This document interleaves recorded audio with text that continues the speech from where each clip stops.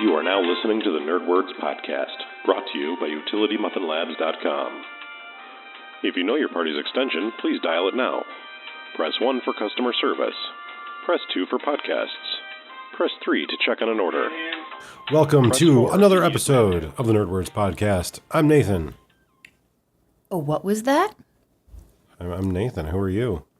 Well, I'm not Bob, unfortunately for all of us. Yeah, so where's Bob? Don't worry, nothing bad's happened. Bob just is moving. He's not able to record this podcast, and that's okay.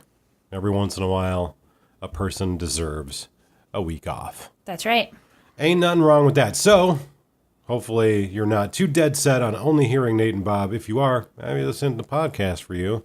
But, yeah, so this week it's just me and Rachel in the same room. Sorry, everyone. Doing it again. One time.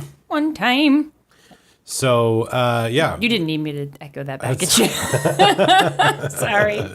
That's all right. So, a couple of things that we did over the weekend. And Nerdy in the things. last couple of days. So, first and foremost, I just want to let everybody know, if you're listening to this podcast and you're like, I enjoy listening to Nate and Rachel. Well, as it turns out, on the very same website that this podcast is originated from, there is a podcast that the two of us do together. It's true. It's called Playing Hooky, or the Playing Hooky Podcast. And by the time you hear this, it might actually be available on iTunes. It's possible. And if you don't like hearing podcasts with just Rachel and Nate, or Nate and Rachel, same thing, then maybe just turn this off and go spend your time doing something else. Yeah. All right. So, without further ado, what are we talking about in this episode, in this podcast, in this very nerdy nerd words? Yeah. So I think that probably in theme with the vampireness of this podcast, a cool thing we could chat about that was super nerdy that we both really had a lot of fun at was this weekend. We had the opportunity to do something we've never done before. I can honestly say I've never done before the thing we did this weekend, which was see a movie on the big screen that came out, I think, around the time I was born, maybe? well, that's actually that's an inaccurate statement on your part. Yeah, maybe, it came out later than No. You've seen a movie that came out around the time you were... But not this specific movie. No, you haven't seen this movie specifically. Yeah. And also, I haven't seen it either. So we went and saw The Lost Boys. Mm-hmm. And we went and saw kind of like a different version of it. Mm-hmm. Which we weren't prepared for, I don't think. Right. But we went to, so let's set the stage. So Nate saw, I think I was Facebook, you saw that there was an event. And this event was that The Lost Boys was going to be in theaters for one night only at the IMAX at the Indiana State Museum in Indianapolis, Indiana. And he was like, oh my gosh, do you want to go see The Lost Boys in the theater? And I was like, heck yeah, I do. I love that movie. And something that we both really loved and vampire related. And it was very cool. We were very excited to go do it. What we weren't really aware of was that initially anyway, was that the movie was being shown as part of a convention that was going on in town. And Indianapolis is like, all of a sudden in the past 5 or 6 years, maybe longer than that, and I just wasn't aware, it's like Convention Central. So we just came off of Gen Con the first week of August, and now there's a horror convention in town called Horror Hound. And we saw all kinds of people cosplaying, and we kind of wanted to go, but we just didn't really have time that day because it was just a short thing and Nate had to work. And also we spent all of our fun money at Gen Con. So we were like, well, we don't need tickets to go to the convention to go see the movie, so we're just going to go see the movie. So I'm leaving. Nate gets off of work. We leave the house in what I think is a reasonable amount of time to get from where we live to downtown Indianapolis in time for the movie. Oh boy, was I wrong. I think we left probably, like an hour in advance? 45 minutes in advance? Yeah, we left an hour in advance because the game plan was, all right, we go pick up some snickety snacks, some healthy snacks, and we hide them in my big purse. Yeah. and then because people still care about that, like 13-year-old mentality. Rachel's like, we've got to sneak this in, but in reality, I feel like you could probably walk into a theater. I do want to make a little small statement about that. So I've said a couple of times in this podcast, like I'm very much anti like bootlegging. Like I believe in. You pay for what you're going to enjoy, right? You go to the movie theater. It's an event. It's time out of the house, you know, or you buy the movie and you watch it at home. Like I'm fully committed to that premise. You want music, you buy that music, or you join a subscription service. Like you're old school. Right. People deserve to get paid for their art. Right. However, if I'm going to pay $22 to go see The Lost Boys, you bet your stinking bottom dollar, I am not buying snacks at the theater. I am not paying $6 for some stupid popcorn. I'm not going to pay $5 for a box of Reese's Pieces. And I don't care what anybody says. Like, movie theaters... I got to stop you right there. I agree with you. You're not paying $5 for a box of candy. You're not paying $6 for a thing of popcorn because you're paying $10 for popcorn. You're paying $7.50 for that box of candy. Right. Like it's not even as cheap. It's been so long since you've bought movie theater snacks. Honey, you're talking 2010 prices. Like I'm pretty sure the inflation that's gone up. Fair enough. All I have to say is maybe movie theaters are making their money off of concessions, but that's not something that I'm willing to pay to buy into. Right. And one good thing that I can say about this movie theater, and I think this has been a hotly debated topic on this podcast and in the Vampire podcast, I truly dislike a movie theater where people are allowed to eat meals in the theater. Kind of an unpopular opinion. Yeah. Because a lot of people like that. Right. To me, eat your dinner after the movie. Or before. Or before. I do not want to be in a movie theater where there is assigned seating, although this one did have it, and I understand why now so many theaters do have it. It's more about security than it is about, bringing you a meal. But this theater, I think you could drink alcohol in this theater. I can't remember. But they're not serving meals in this theater, and I'm fine with that. Again, I don't like a movie theater. To me, I'm going out to see a movie. When I'm done, I can go eat, or before, I can go eat. Right? That's or have your snacks. Right. I don't mind the crinkling of a snack. I don't mind the sound of someone drinking. What I really don't like is a waiter walking past me with plates of food and hearing people eat while they're reclined in a chair. To me, it puts me too close to being in your living room. I don't want to be in your living room. I want to be in the movie theater watching the movie. Yeah. So that's just my little piddly rant. It's other than that. All right. Well, thank you for sharing your opinion. You're welcome. You're welcome. Appreciate That's what this is about. I'm kind of indifferent. I've had good experiences at movie theaters where there's a wait staff, and I've had bad experiences. And usually when I've had bad experiences, it's just because the food is gross. Like, I mean, I'm sorry, but right. No one has ever gone to Chili's and been like, oh, man, I absolutely could not get anything yummier or tastier anywhere else except this Chili's.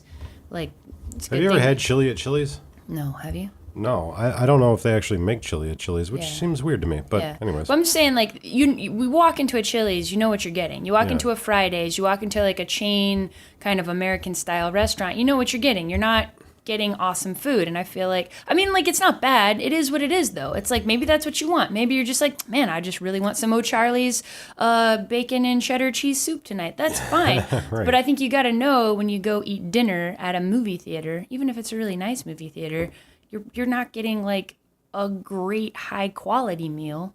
You're getting like a kind of a mass marketed meal that someone's bringing out to you while you're watching a movie. And for my money, I honestly, for the amount of money you spend, I'm kind of with you. I'm like, I'd rather go out to a restaurant, even if it's a chain restaurant, eat my food, and then go see the movie. Right. Or have snacks at the movie. But I really don't care. Like, it's never detracted from my enjoyment of watching a movie.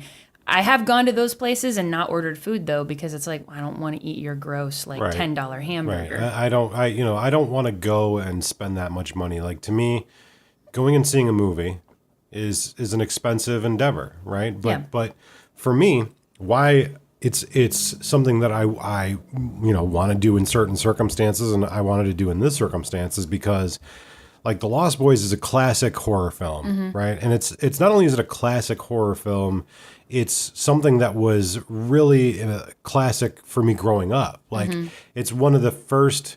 Like, it was a movie that was acceptable for me to watch, and it was acceptable for me to watch because there were kids in it, right? So my parents had no problem. Like, I think growing up in the 80s and being a kid in the 80s was it has to have been different than it is now because, like, violence and sex were viewed differently back then. And I think this is a common thing that a lot of people talk about, but sex when we were growing up was like, if there's sex in this movie, you can't watch it, right? If there's graphic sex, my parents were like, nope, can't watch it. Someday I'll tell you about the story how my mom accidentally let me watch The Crying Game when I was like 7 or 8 years old. Well, yeah. But yes, I agree with you. Yeah. That one may be very informative. That's a one-off. That's for another podcast. But like violent movies, unless they were really, really extremely violent, they were okay. They, like, horror movies and vampires, I think that, like, they weren't as concerned, for good or for bad, they weren't as concerned about us emulating, like, vampires tearing people apart is a little graphic, but looking at it now and watching that movie, like, it's really campy. Like, the horror is just, like, so ridiculously campy, right? Thematically, like, the feeling of the movie is not campy, right? It does evoke, like, a very dark, mysterious, like, slightly erotic kind of mentality. Like, but it's the exploding vampire horror at the end. You don't watch that and go, oh my God, he's seen too much. It's almost like gross out humor. Right. Yeah. It's just, I think it's perfect for the time it was made. And, obviously in retrospect, like, buff, naked, oiled man playing saxophone, or like, like there's a lot of things that. There's so much that I forgot because it had been so long since I'd seen it. I don't think I've seen it since college. It's probably been about a decade since I've seen it. But I think the first time I saw it must have been around like 89 or 90. I probably saw it on VHS when someone I was around was babysitting me or a relative was watching it. Because I think I saw it about the same time that Batman, the first Tim Burton Batman, came out on VHS. Because I must have been like kindergarten, first grade. The first time I saw Lost Boys. And kind of like what you said, I think it was acceptable for me to watch it because the Coreys were in it, because kids were in it. There was teenagers, right? And so no one really. And the one sex scene in the movie, there's like some kissing, and then there's like a sky montage where you're flying through the sky, and we're all to infer that amazing teenage coitus is happening, and then they wake up in a bed next to each other. But did you look it up? What year did it come out? It came out 87. 87. So that makes sense that I probably saw it on VHS around 89, 90. Right. And then, I saw it a couple times throughout middle school and high school. We'd rent the movie. Or I remember the big thing, and I don't know if you ever did this, but like when I got my library card when I was like about 11 or 12 years old, you could rent so many movies from the library. Our library wasn't like that. Oh, really? I lived in, at the time, I lived in Champaign-Urbana, and we had a really, I don't know how it is now, but when I was in junior high, we had a really good public library. And I would go and I'd rent movies. And it was so fun because, like, it was the first time in my life where, like, I was independent and I could go to the library. I could get whatever movie I wanted to watch, bring it home and watch it. I think I rented like Total Recall like 5 times in a row. Like I just checked it out so I could keep it. Yeah, but yeah, I got it then on VHS. Our public library in the town where I grew up, like when this movie came out, I lived somewhere else than kind of like where I grew up. This was the year that my brother was born. So I know I definitely didn't see this movie the year it came out. I might have been 6 years old. I think that's even still a little young. But I either saw it on VHS or saw it on cable. I couldn't tell you the first time I saw it, but I know I've seen it a number of times. But the library where I grew up, the movies that you could check out with your book, with your library card, they only offered educational. Oh, really? They had CDs that you could check out and cassette tapes that you could check out, and those weren't necessarily educational, but it seems like their movies were all purely educational documentaries and, it was like VHS. But in the town where we grew up, there were 2 local video stores, like family style video stores. And so every Friday night, it was only a couple bucks to rent like some movies and, video game. So like in walking distance, we could go there. But, it was kind of like, all right, it's payday week. So let's go rent some movies and let's go rent some Nintendo games. And so I would assume that's probably how I saw The Lost Boys the first time. And it probably would have been by the time it was on VHS, probably like 1989 or 1990. And so I would have been probably 10 or 11 years old. And by that time, like, I was a mature child in that regard. I think you probably were older than me when you first saw it. Because I remember probably I saw it when I was really little. And it didn't make an impression, but I knew I'd seen it. And then when I saw it again, when I was like in junior high school, I was like, oh. Yeah. And then watched it a couple times in college. But I never owned it, so it's not something... I wish I had owned it, because then it would have been in my like regular DVD rotation, like put in the background while you're cleaning or while you're studying or while you're doing whatever. But so interestingly enough, it's also a movie that I don't think I ever owned it.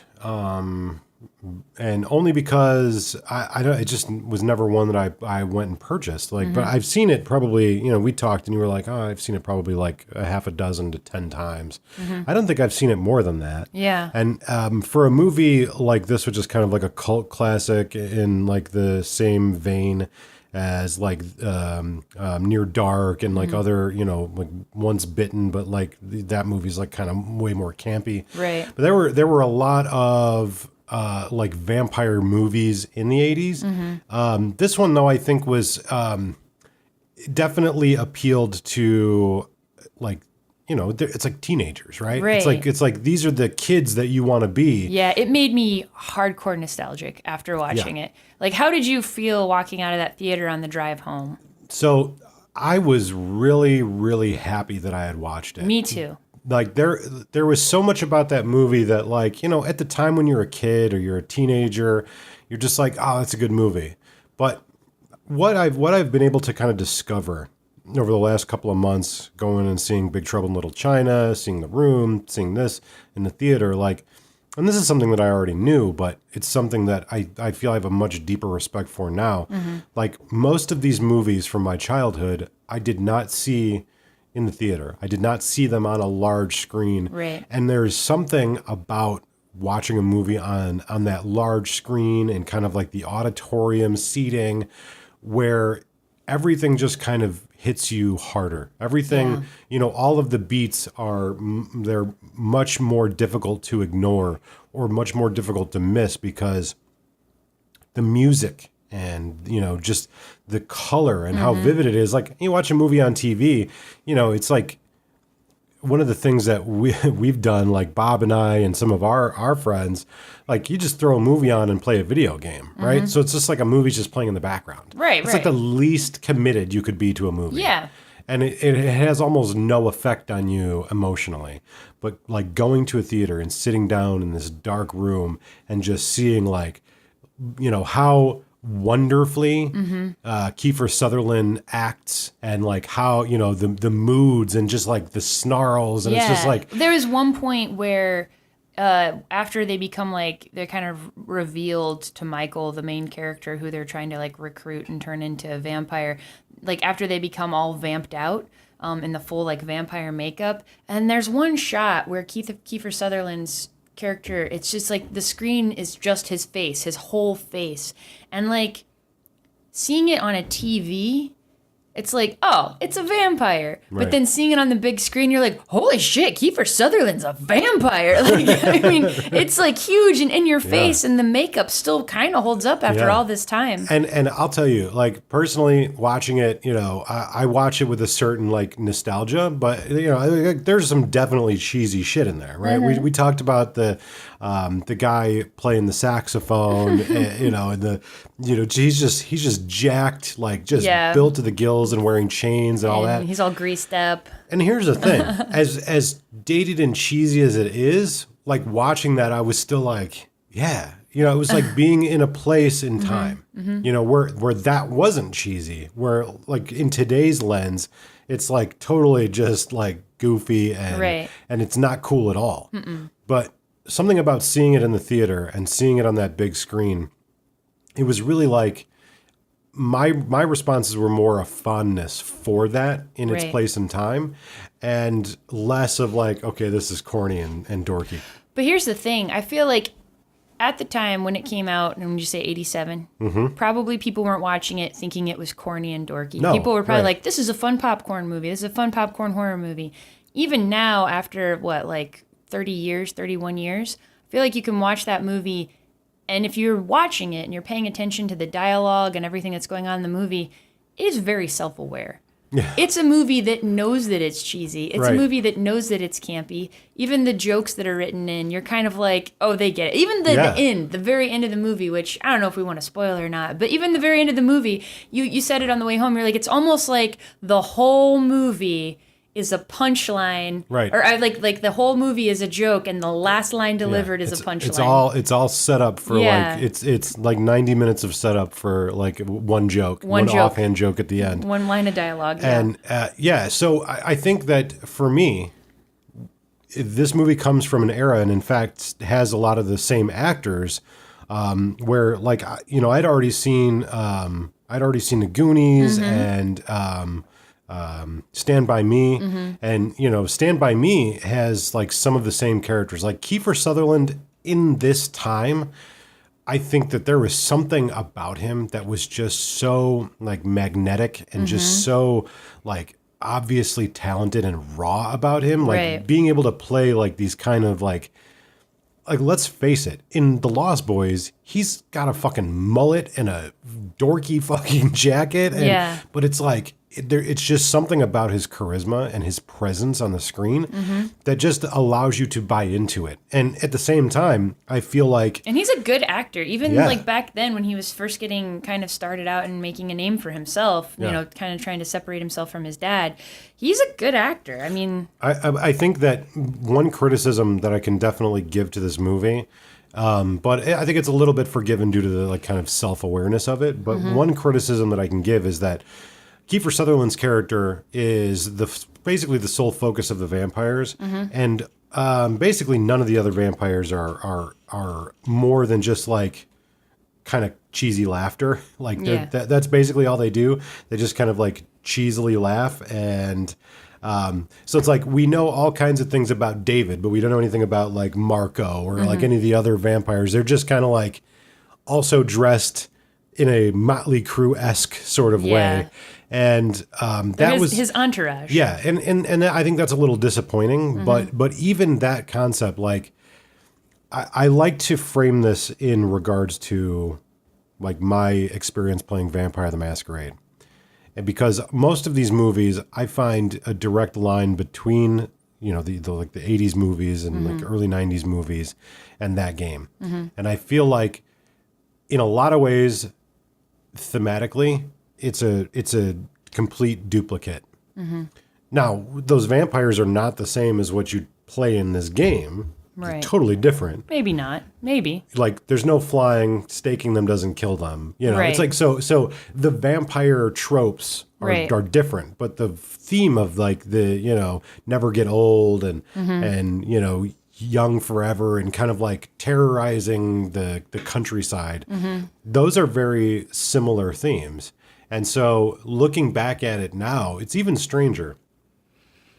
Seeing this movie as a kid, you think like, oh, these are like adults. And now like I'm much older than them. And it's like, wow, like it really is a different perspective once you're older than them. Yeah.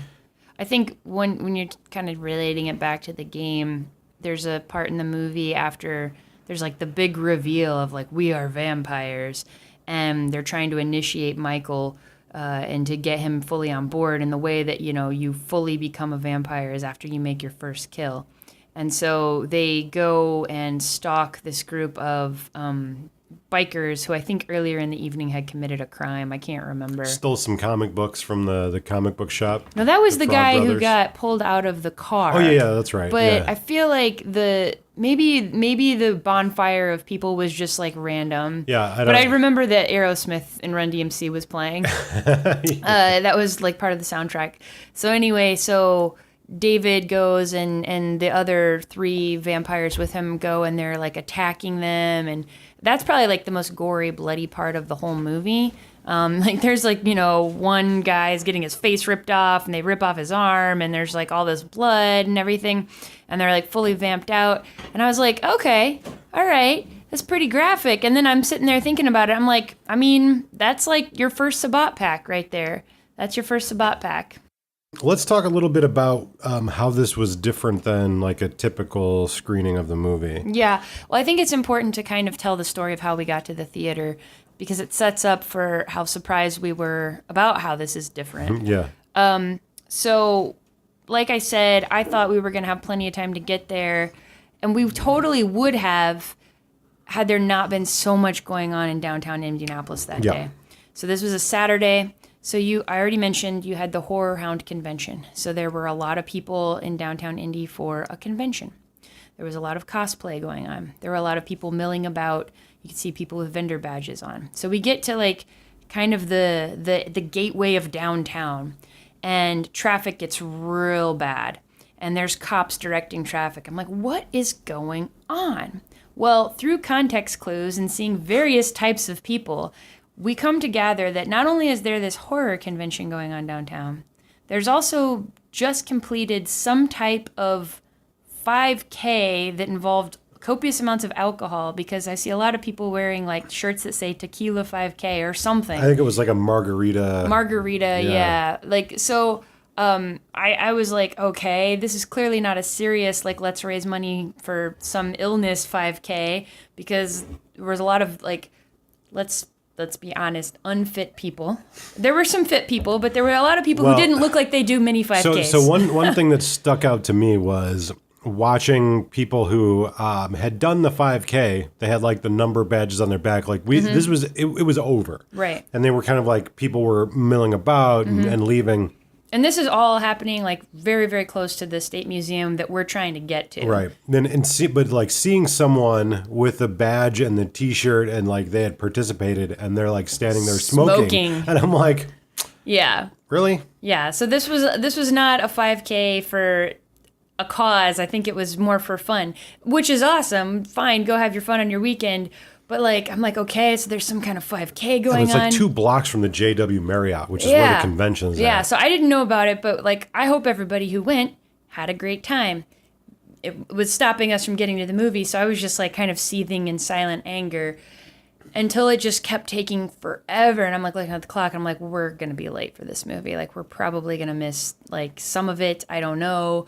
And Nate's like, that's fine. We're in the car. You're in the car with me. And he's like trying to be cheery and upbeat. I know if the roles were reversed, you would have been like, what the fuck? Oh, yeah, because I'm in the passenger seat of the car. Yeah. I don't have to drive. I just have to sit and wait to get there, right? So I'm like trying to do some like calm breathing exercises. And then I see the worst thing I could see. And I know why traffic is backed up so badly. We're in the right lane. Yeah. I see people in Colts jerseys.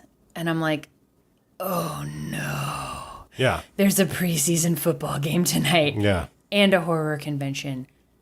And they just got done with some big fun outdoor sporting type event. Oh my God. And what would normally have taken us maybe 5 minutes of driving took 20 minutes of driving.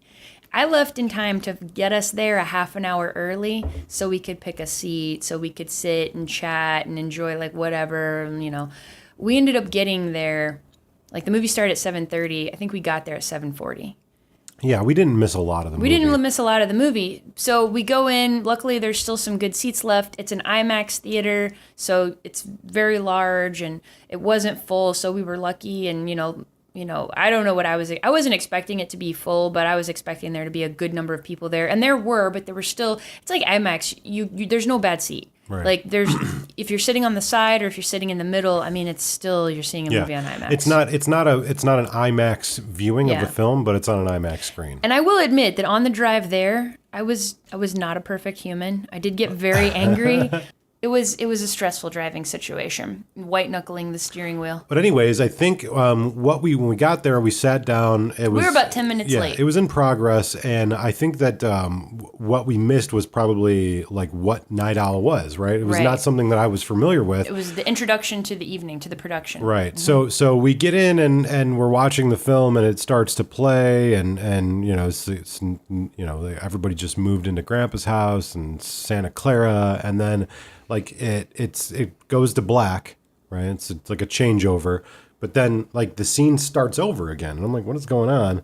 And then like it pauses, and the actor, whomever it is that like portrays Night Owl, he starts talking. And at first, like I fully will admit, I was like, what the fuck is going on here? So maybe we should explain a little bit more about like what Night Owl is. Well, I don't actually know that much about it. So I think it's like, I don't know much about it either, but based on what we saw, I think the Night Owl was sort of like maybe a production company that was putting on the movie as like a special event. And then so there was probably an introduction, and we definitely missed it, kind of setting up like, this is what Night Owl Theater is.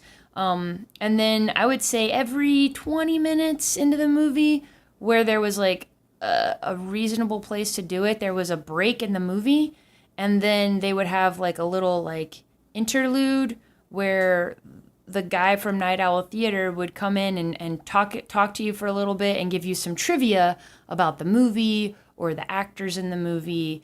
And so the first time that this happened, like, there was just kind of like a pivotal point in the movie, and then there's like a little like hiccup, and then all of a sudden you're watching the same scene that you just saw again, but it's kind of different. It looks like it's been edited, and then they freeze it, and then this guy's face appears on a comic book, and he's like, wow, Night Owl Theater, and he's kind of giving you some trivia and some facts about the movie.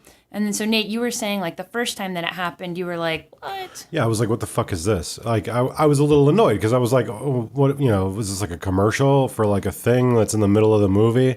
And so I was like a little annoyed, but I mean, the information that was shared, whatever it was at the time, I don't remember. It was just trivia. Yeah, I was like, oh, that's kind of cool. Like, okay, it was like, what is this shit? Yeah. And then it was like, oh, okay. And then as it like kind of finished and wrapped up, I'm like, and then they kind of finished the little trivia piece, and then there was a picture from like the Horror Hound convention, and then it said, now returning you to your movie from Night Owl Theater.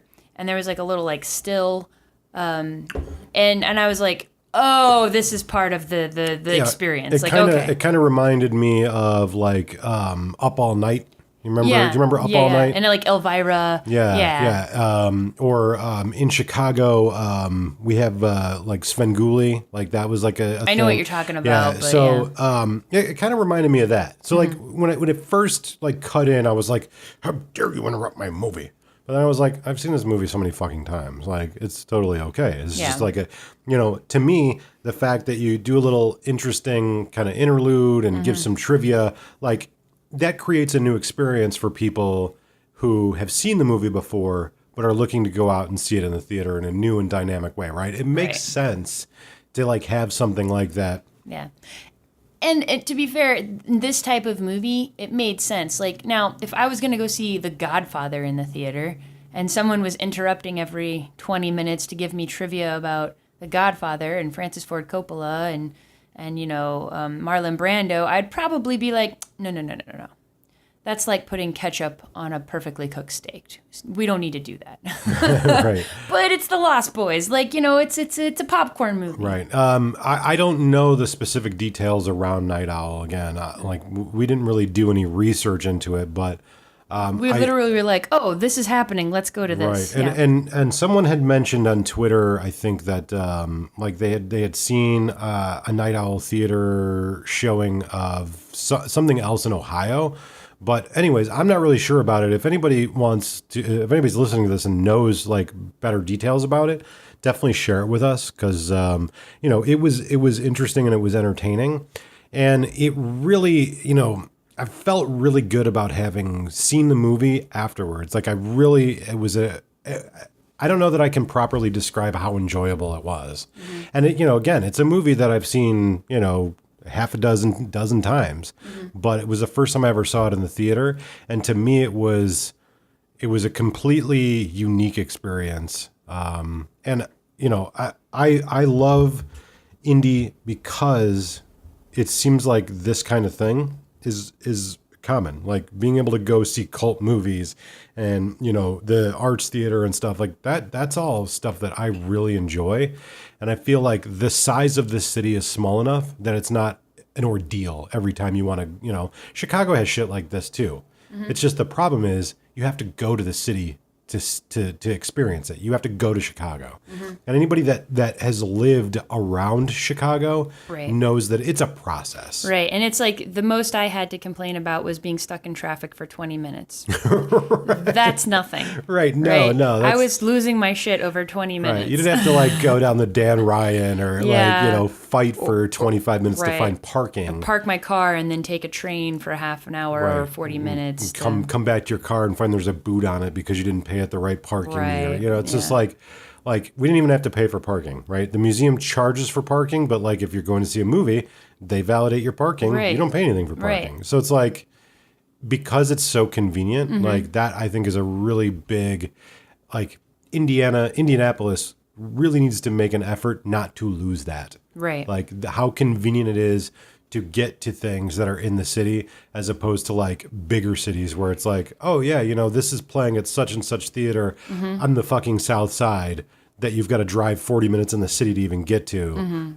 You know, to me, like just hitting a road and going and seeing it at the like the arts theater or going and seeing it at, you know, a theater downtown, like so much easy. Like it's something you can do on a weekend and then on the way home stop and grab some food. And which is what we did. We got some pretty good salads. We were feeling healthy and got some salads and came home. And I just like, so you talked a lot about how the movie made you feel. And I also had like the same sort of nostalgia feeling, I think, but not for my own nostalgia, because I was not a teenager in the 80s. Right. But like that movie kind of hit me like and reminded me of like being a teenager, because the freedom and, you know, the idea of like, you know, being young and rebellious, but, you know, that wasn't really, I mean, I was never really rebellious, but I was young. But that movie kind of gave me a taste for that nostalgia. And we were driving home and it was kind of late. It was humid, but it was cool enough that we, you know, I could have the windows down in the car. And I'm just driving with you at night. And I was driving because I know my way around the city better. And I was just like, got to a red light and I looked over at Nate and I was like, I just saw a movie that I really love with a boy who I think is really cool and who likes me a lot. And it's like a summer night and it's like such a nice drive home. And there was like that smell of ozone in the air, like after it just rains on hot asphalt, you know? And I was just like, and it's just like the perfect summer night. This was the perfect date. And I was just like, I was so satisfied. I was so glad that we went and saw that movie and I had so much fun with you. And I'm really glad that we got to go see it together. I'm glad too. I'm super glad that you found out about it. And it was a really great time. I don't think I can overemphasize that. But I'm looking on here, and so the host is Fritz, and it looks like they do a bunch of these different like Night Owl presentations, like RoboCop. Like Friday, August 31st, and that at the State Theater. No, or just around the country. So this one's in Columbus, Ohio. Okay. So I don't know this for sure, but as I'm sort of like doing my off the cuff investigations here, it looks like they do them in a couple of different locations, but this one is at the State Theater. It's Plan 9 from Outer Space, and that's in London, Ohio. So it might be that these folks are centralized out of Ohio, and maybe they just, you know, they take their show on the road occasionally, you know, presenting. So like Wayne's World, Saturday, September 8th at the Studio 35. Yeah, so it looks like they primarily are out of Ohio. Yeah, well, maybe include like a link to the website or whatever in the show notes. And I think I think the website is fritzlives.com. Fritzlives.com? Yeah. Okay, yeah. cool. So check out like Night Owl. I thought it was a great experience. Yeah, and it was they had super a bunch of cool trivia and just like funny presentation of like when they would do the cutaways and like how they would kind of put his face into scenes of the movie. movies. So yeah, it was a lot of fun. And plus we got to see a movie that we really, truly enjoyed. And I look forward to more stuff like that as the year goes by. Yeah, me too. We had a good time. I think I don't have anything else to say. I mean, like Fair enough. we had a great time, and Lost Boys, you know, if you've not seen it in a long time, I don't know if I can say it holds up, but it does. I don't think it ever was better than it is now. No, I mean, it's a little bit corny in places, and it's a little bit campy. Yeah. But there's no CGI in it. And I feel like that movies that existed before CGI, I feel like they have a different kind of feel. Right. The horror in it requires makeup and effort and planning, and yeah, I really enjoyed it. And if you guys get the chance, you should take the time to go see an old favorite movie, an old classic movie in the theater. Yeah, because I can say seeing The Room in the theater was one of the best experiences I've ever had in a movie theater. Right. And that's a movie that is objectively terrible. Right. And seeing Big Trouble in Little China in the theater, like I had never seen that in the movie theater. I was way too young when that came out. And that like just reinvigorated my love for that movie because it was a different way of seeing it that I just had never experienced. And two, I feel like we live in a world where you can pull it up on Netflix and watch it, or you can get it on demand, and it's been out for a week, But there really is something special about going and seeing a movie in a movie theater. Yeah. You can't get it anywhere else. You can't get that experience anywhere else. It's nearly replicatable. Replicable? Nearly impossible to reproduce. There you go. Words are hard. You could have a ton of money and build a theater in your living room, but even that doesn't have the same experience as going to You're not going to have that shared experience. Yeah. That's the thing, too, is like the shared experience of seeing a movie. There are movies that I saw where they were scarier because I was in a theater with other people who were afraid. They were funnier because I was in a theater with other people who were willing to laugh. Right. Or they were more exciting. Well, and the three movies that come to mind, The Blair Witch Project, Guardians of the Galaxy 1, and Bridesmaids. Yeah. Those movies are scary, funny, exciting, but because I saw them in a theater that had a lot of other people in them and I had that shared experience, that really changed the mark that the movie made on me. Well, and the other thing too, I think that is something that a lot of people don't talk about, maybe they don't consider, is the experience you have with your friends, the assembled people that you watched it with after the movie, right? It's like we watch a movie here at home and we're like, all right, that movie's over, let's go to bed, right? Or you're like, hey, let's talk about that, and people are like, what else is going on? But when you go see a movie in the theater, what's the one thing you always do afterwards? You talk about it. You don't want to be the asshole that spoils it for the people waiting in line to see the next show, but you can't help it. You want to talk about it. Like there's one movie, one director who I will often go see the movie by myself and then watch it again with friends. Can I guess it? You can. Is it Quentin Tarantino? It is. I've said it on this podcast before. But usually I'll go see the movie, whatever the new movie is that he comes out with, I'll go see it first by myself because it's a different experience, right? I guess if Francis Ford Coppola were making movies right now, or, if somebody else, like a big famous movie director were making movies like that, I would do the same. But I want to go and digest it the first time. I want to see it with a blank slate, and I want to let it roll around in my head. Then I want to have that experience with my friends where I can talk about it because I've seen it once.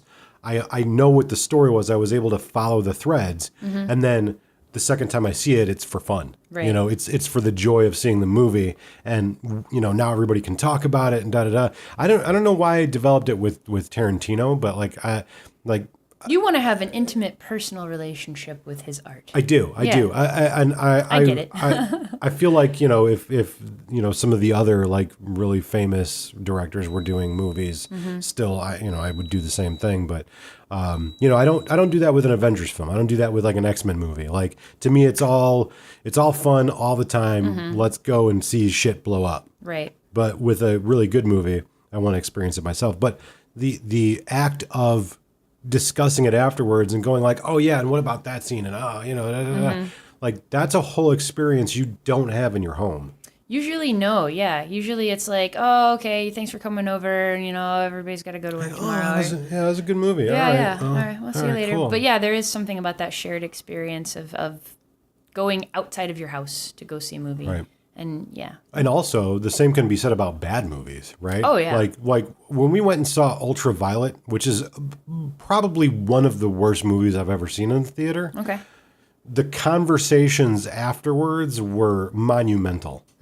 Like they were just as good as the conversations after a good movie, right? Okay. So I think it's a good idea every once in a while just go see a movie that's a pile of shit. Mm-hmm. Because afterwards, someone's getting the blame for taking everybody to see a bad movie. Yeah, usually in my friend group, that's been me.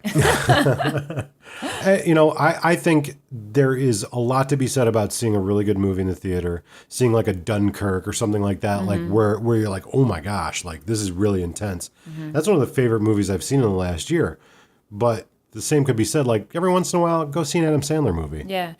But go with your friends Right. and talk about it afterwards. Well, so real quick before we wrap up, I have an idea of an older movie that from childhood that I like, that I would love to see in theaters that I never have.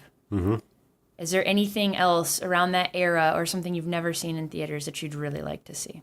Around what era? Like that came out before you could go see it in theaters, or that you missed it when it was in theaters. There's like thousands of them. I've named like 3 movies right off the top of my head in this podcast that I'd love to see Stand By Me. I'd love to see The Goonies. I'd love to see Back to the Future in the theater. I'd love to see The Thing in the theater. Like, I mean, there's like every movie that came out between 1980 and 1990. Of course. Right. Yeah.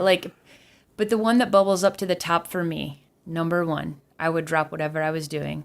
I would pay an embarrassing amount of money to see it. Ghostbusters. Oh my God. Ghostbusters. That's it. I wish I could see Ghostbusters in the theater. Well, we should figure out like if there's a way to arrange such things. Like I feel like I'm just throwing this out there. I'm not saying that this is in our future. Mm-hmm. I don't know. I can't read the future. No, like wait, there's no. But I don't ever want to have a wedding. But we should spend serious bank to arrange to have Ghostbusters playing. You know what I mean? Like people spend like $20,000-$30,000 on weddings, $50,000 on weddings. It would be much cooler to see Ghostbusters in a theater with our friends. I would pay serious. That would be cool. I would pay serious top dollar to see Ghostbusters and Ghostbusters 2 right. back to back. Like I pointed behind you, but like I would love to see The Warriors in the theater. Oh yeah, right. That's a movie. I want to see Taxi Driver in the theater. I want to see Goodfellas in the theater. Yeah. I want to see Casino in the theater. Like these are movies I was too young. It just didn't happen. Mm-hmm. I would love to see Pulp Fiction in the theaters. Like that, even that, I was too young for. Yeah. Terminator 2, I would. Did you see Terminator 2? You were old enough. I was old enough, but I did not see it in the theater. Oh, I would love to see that in a theater. I saw it on, my parents got it on pay-per-view for my birthday one year. Aww. But I never got to see it in the theater. But I'd love to. I saw Terminator 3 in the theater, but Terminator 2 is like the shit. Yeah. Like, all right. So whoever's out there, we need to get together and we need to arrange ways to get these movies. There's probably people, like, I feel like this is happening. Mm-hmm. This is probably happening, like, every night in, like, L.A. Yeah. Or, like, probably some places in Chicago or New York. Right. Well, but, we don't live in those places. We need to bring this, kind of joy to Indianapolis. Because Big Trouble in Little China is awesome. Lost Boys was awesome. But I would take off work to go see Ghostbusters in the theater. Yeah. I would take a whole vacation day to make that happen. Well, here's to keeping our fingers crossed. I mean, there's a lot of things that you have to contemplate when trying to get involved in that stuff. But anyways, we don't know. But hey, if you got a way to make it happen, you should do it. And or let if us you know. know of a way that it's happening, maybe let us know. Right. If you're still listening. Right. Because I think more than anything else, and I've come to this conclusion, like I love gaming. I love it. I love video games. I love music. But what really makes me sort of groove, what kind of touches me, are movies. Like I love movies, I think, more than anything. Movies, really, it's just like, it's such a visual art, and like it's all the cool shit I like all in one. It's, you need artists, physical artists to storyboard. You need somebody who understands music and the visual medium, and you need somebody who can operate a camera. And it's just like, it's to me, movies are the last thing that's magic in this world. And yeah, so anyways, that's it. I got nothing else to say. This podcast is freaking over. All right. Thank you guys for listening. Next podcast, we will have our man Bob. Yay, Bob. And thank you, Rachel, for sitting across the table and recording a podcast with me. Hey, thanks for having me. Yeah, so if you have more information about Fritz the Night Owl, or a way we can see Ghostbusters in the theater in an easily accessible locale, Right. just send us an email or leave us some comments right here on utilitymuffinlabs.com. Until next week, I am Nathan. And I am not Bob. We'll talk to you later. Hey folks, this is Nathan from utilitymuffinlabs.com. If you enjoyed the Nerd Words podcast, think about supporting us. For more podcasts, art, videos, and gaming, go to utilitymuffinlabs.com. Follow our podcast on Twitter at UtilityMuffins, on Instagram and Facebook under our Utility Muffin Labs name, and support us on YouTube at Utility Muffin Labs. Check out our other gaming-related podcasts, 25 Years of Vampire the Masquerade, and check out our Playing Hooky podcast coming soon. Thank you all for your support. Utility Muffin Labs, consistently rated adequate.